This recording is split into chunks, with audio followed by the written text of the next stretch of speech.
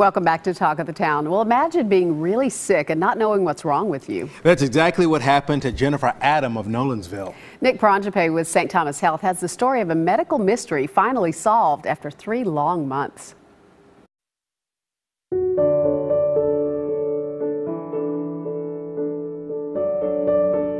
Who's your favorite Star Wars character? Darth Vader.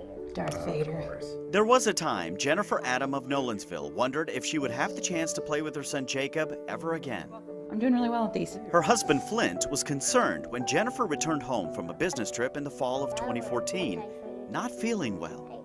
I remember waking up that morning and thinking, I had the flu. That's what it felt like. There we go. What are you making, Jake? After a few weeks, the flu-like symptoms didn't go away.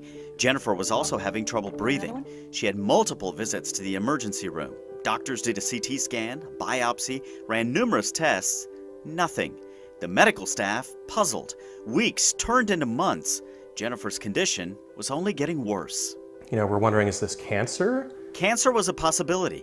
So was tuberculosis. This was also during the Ebola crisis. It crossed their minds. By now, all they wanted was an answer. And it was so frustrating and scary. And I'm beginning to think, is my toddler going to have a mother?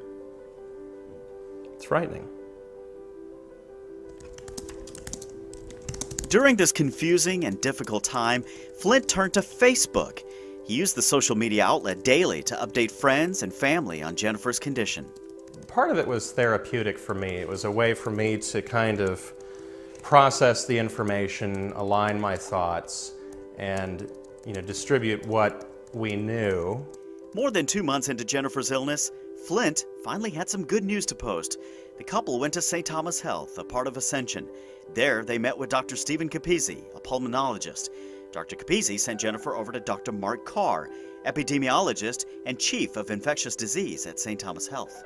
I don't think it was 20 minutes. Yeah. He'd gone and looked at your charts and the history and the tests and all this, and he comes back in and he says, "Got it." He did.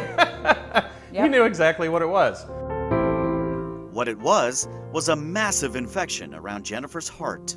She had a strep infection down in her chest, around her heart, and involving the lymph glands in the center of the chest. I looked at him, I said, "This is an episode of House. I don't believe you. There's no way you could have just come up and figured this out." The infection around the heart is called pericarditis. The particular strain is Streptococcus anginosus, a rare condition which is curable but can be fatal if not treated. Jennifer and Flint finally had an answer.